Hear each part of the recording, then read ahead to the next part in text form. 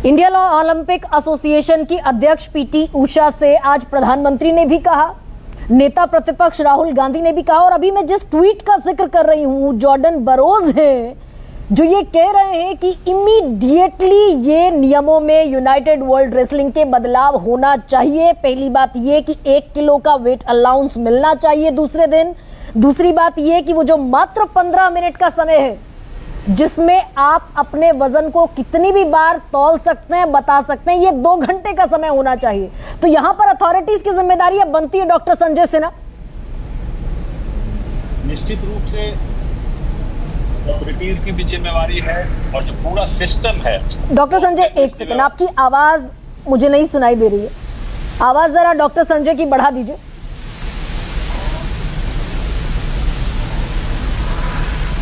Ji sir, please कह रही हूँ।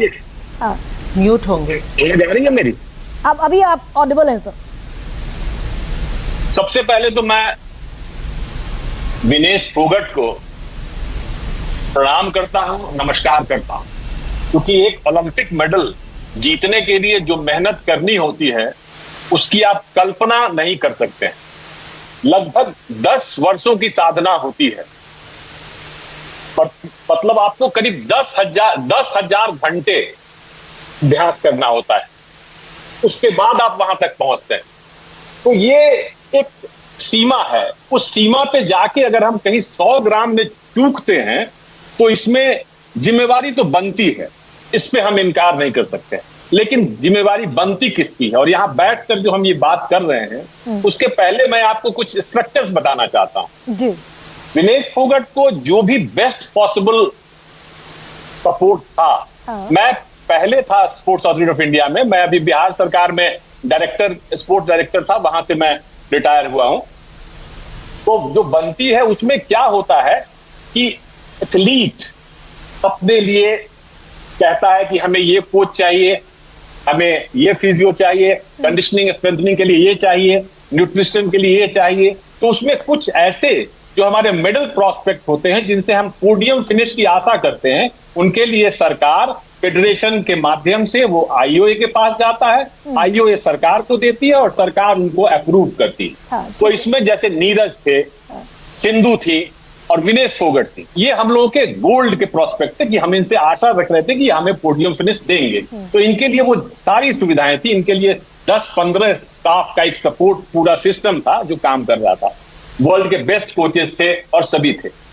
एक दिन पहले जब फर्स्ट डे जो था, मतलब कल का जो दिन था, उस दिन जो मॉर्निंग में वेट हुआ उसमें उनका वेट था 49 kg 900 grams, well under control. और उन्होंने वो बाउट्स, तीनों बाउट्स जो बहुत ही मतलब क्या कह सकते हैं सक्सेसफुल थे और बहुत ही जिंदा दिली से उन्होंने लड़ा था और सफलता हासिल की थी। उस बीच में जैसा महासिंह साहब ने भी कहा, योगेश्वर जी ने भी कहा कि उनको बीच में न्यूट्रिशन की जरूरत रही होगी और उन्होंने लिया होगा। मुझे लगता है कि कहीं ना कहीं थोड़ी बहुत चूक, हम अगले बाउट पे तो हमने ध्यान दिया, दूसरे दिन पे शायद हमारा ध्यान कहीं ना कहीं कम रहा होगा, जिससे कि हम वहां चूके और 2.7 kg रात में वो जब वजन लिया गया तो बढ़ गया।